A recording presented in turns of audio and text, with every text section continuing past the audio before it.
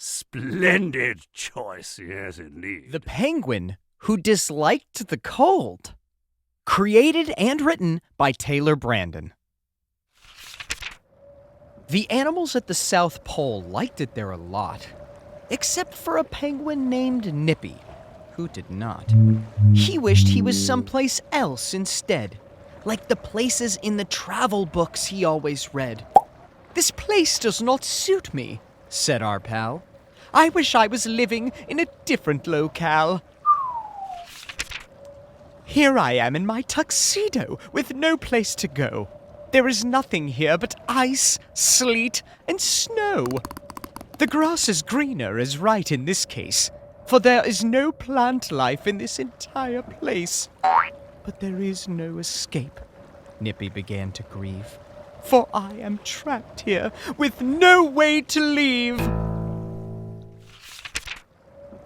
Then he heard a noise coming from the ocean. An iceberg was the source of the commotion. Putting on his Hawaiian shirt, a smile crossed his face. Heading toward the berg, he said, "I am out of this place! For that block of ice floating out to sea is missing only one thing, and that is me." Then, quicker than quick, without delay, he boarded the berg and floated away. Looking back at the pole, he yelled, "Goodbye! If I said I would miss you, that would be a lie!" Crossing the berg, being careful not to slip, he found a spot to sit down and enjoy his trip. After sailing north to warmer waters for a day and a night, Nippy was surprised to find there was no land in sight. The more the temperature rose from cold to hot, the smaller and smaller Nippy's iceberg got. "If this berg melts," Nippy said, "before I reach land, I may be looking at Davy Jones's locker firsthand." But the block of ice did continue to melt, and the more it did, the more worried Nippy felt. Soon, all that was left of the slippery, icy sheet were two small blocks wedged beneath his feet. Then Nippy saw something he had not seen in a while. "Land ho!" Nippy cried out with a smile. Not far away was a small tropical paradise. Nippy surfed toward the shore, atop the blocks of ice. Reaching the shore, Nippy looked at the sun. "This island," he laughed, "is going to be fun!" But soon the heat became more than he could stand. "I never knew," he said, "it got so hot on tropical land. And the food is not the kind I would have chosen, for I like my meals one way, and that is frozen. Between the heat and humidity, island life is not what I thought it would be." Then Nippy ran into a bit of bad luck. He backed into a giant spider's web and got stuck. Nippy struggled until his face turned blue, but he could not break free from the web's glue. And then, out of the corner of one ear, he heard a voice which filled him with fear. "You are not that fat," it said, "but you could be thinner. But I am not choosy. Dinner is dinner." Turning, Nippy almost had a heart attack. He was facing a giant spider with stripes on its back. "Do not worry," the spider laughed. "It will be over fast.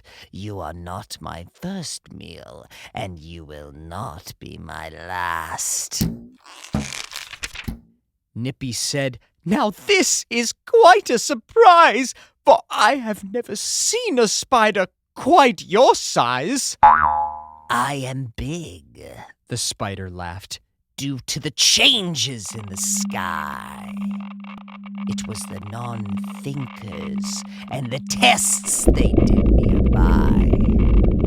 My body changed, and I grew and grew and grew. And now I need bigger meals.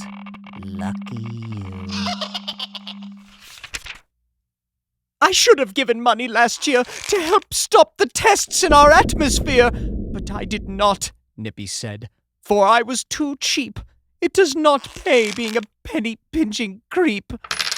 The spider laughed. Kiss your Hawaiian shirt goodbye. To me, you are just a badly dressed fly. Wait! Nippy cried, fighting back the fear.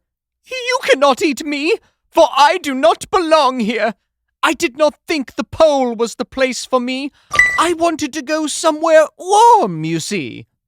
Since I decided I did not want to stay, I jumped on an iceberg and floated away.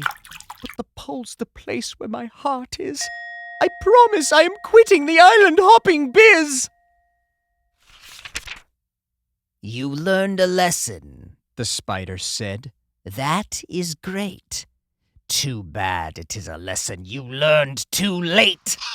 Knowing that his life was on the line, Nippy broke free from the webby twine. Our pal began running away from you-know-who, but the spider was gaining, for 8 legs are faster than 2. Nippy reached a cliff and looked down. I am trapped, he said with a frown. Just then, a storm rolled in from the sea. Nippy and the spider grabbed hold of a tree. The wind was so strong that the island began to unravel. My luck, Nippy said. I picked the rainy season to travel. The wind sent the spider and our friend flying through the air, end over end. Our pal Nippy was one lucky chap, for the wind had blown him to the ice cap. Nippy was back, and his heart filled with glee. There was no other place that he would rather be. No longer does our pal feel the urge to roam. He learned his lesson.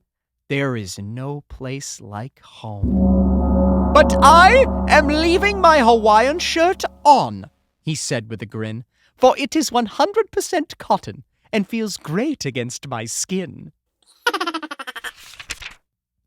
As for the giant spider who was blown up off the ground, Non-Thinkia is the place where he was about to touch down. The end. Click to subscribe. Visit back soon for our next adventure.